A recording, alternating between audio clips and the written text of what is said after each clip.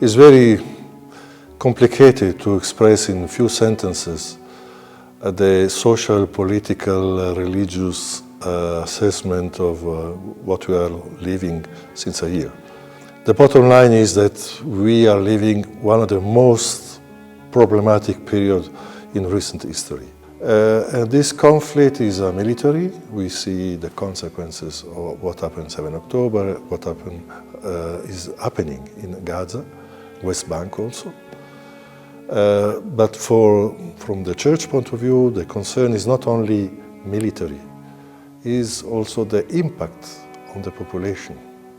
First of all, emotional impact, hatred, resentment, revenge, contempt. We never saw such an attitude so deep, so strong as in this year.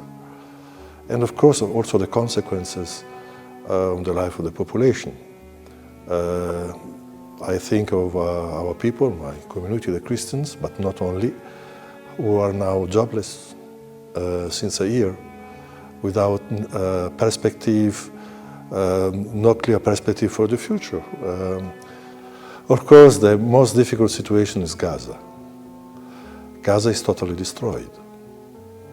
What remains in Gaza is still functioning is very, very, very limited, a small percentage. 80% of the houses are destroyed. All the infrastructure is destroyed. Electricity, water, sewage system. And people are suffering, first of all, a lack of medical support, lack of food, lack of any kind of support. This is a terrible situation, unhuman situation that we have to say this. There is no other term to use.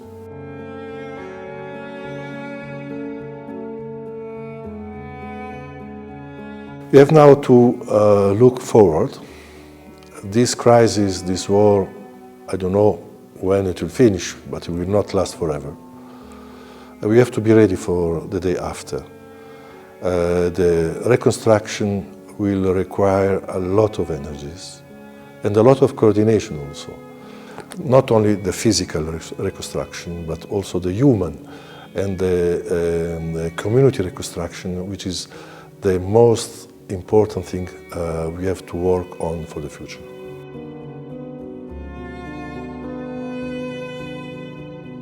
We shouldn't confuse hope with solution of the conflict. I'm not sure the solution of the conflict, the Palestinian-Israeli conflict, is close. I'm not sure. But hope is not coming from outside. Hope is an attitude of life. Hope is a way I decide to be in the life, in the society, in the community. Someone who's give up, someone is not ready to give up.